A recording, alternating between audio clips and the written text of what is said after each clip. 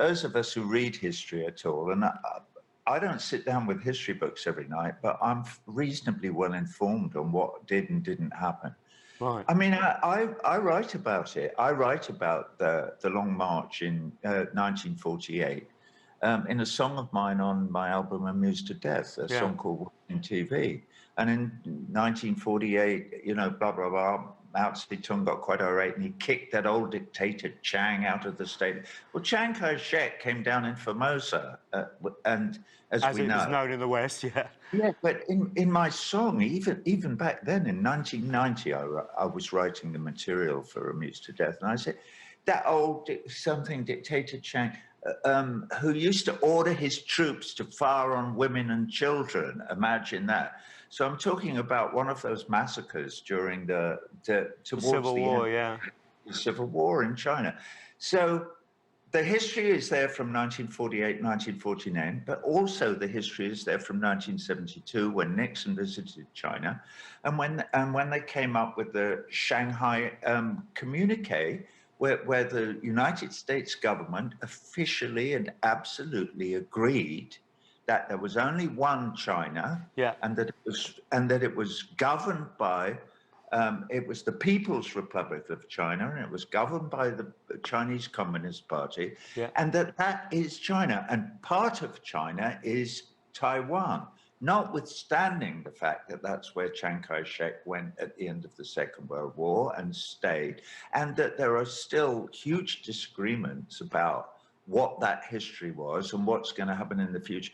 But it's for the Chinese people to make those decisions. So it's the Chinese people who live in Taiwan and the Chinese people who live in mainland China, and so it's for them. It's none of our business. And this is something that we seem to have failed to comprehend, and it's certainly none of Nancy Pelosi's business. Well, that was going to be my next question. For her to go over there poking the Chinese people in the eye with a stick is retrograde and unhelpful, and shows that she has no idea what diplomacy is or the way one nation should treat another nation in terms of their foreign policy. The Chinese can't encircle Taiwan. Taiwan is part of China. And we've all completely accepted that for the last 50 years. Right. Eventually... At the UN, elsewhere, And everybody, the whole world has accepted. The encircling that's going on is the encircling of China by the United States of America and their attempts now to push NATO into the South China Sea. It is so provocative. It really just makes you think that they're serious, because the American media, I believe, because I don't read their papers, I don't look at their TV. You won't catch me watching MSNBC or Fox or anything in between, because it's all nonsense. It's all propaganda, all of it. So I don't watch it. And they're doing it as an exercise in control, to keep us controlled. It's what Dwight D. Eisenhower warned against. That's how they keep control. And George Orwell. Read 1984. It's exactly the same technique. It's the same kind of technique that, dare I say it, are you allowed to say it, that the Third Reich used in the 30s in Germany. You have to identify somebody. They identified the Jews to start with, and then blah, blah, and forward and on.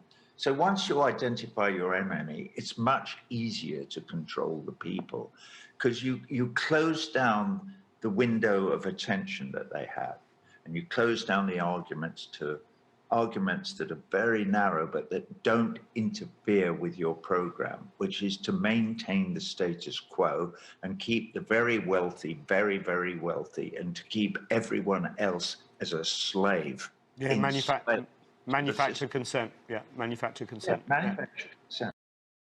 My worry is that our attachment to being constantly at war is somehow driven by the desire of the ruling class to make profits from the armaments industry. This is what Dwight D. Eisenhower warned us against. Absolutely, in his farewell address, yeah. Nation, when he left office in 1963 or whenever it was. No, I'm wrong about that. Whenever it was. Yeah, a bit earlier, but yeah, you're right. A bit earlier. So that is my deep concern. For instance, obviously the war in Ukraine gets a huge amount of attention, as it should, constantly. But we have to look at that picture and say, is it really necessary? Well, it's huge good news for the armaments industries, probably in Russia as well as in the United States of America. But for Raytheon and Northrop and Boeing and, you know, all the other armaments factories all over, it's a huge godsend.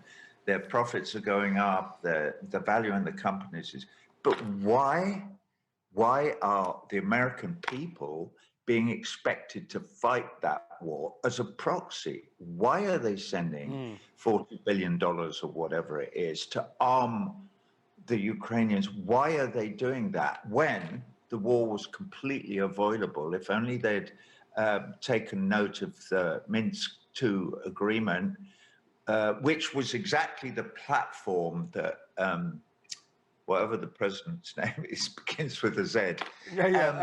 Zelensky, he ran on implementing Minsk too. You're absolutely right, That's what he stood on. He stood on ending the civil war in the Donbass.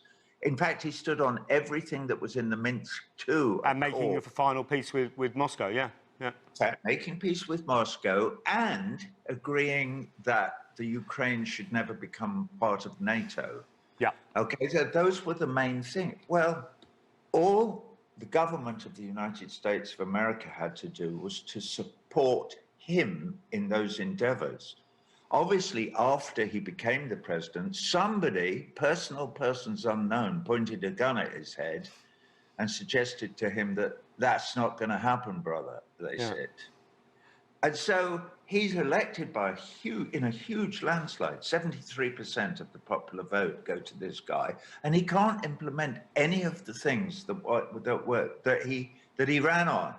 Something like, no, we're going to have a war with Russia instead. But no, we've decided. Well, who's decided? Who made that decision? Because it certainly wasn't Zelensky.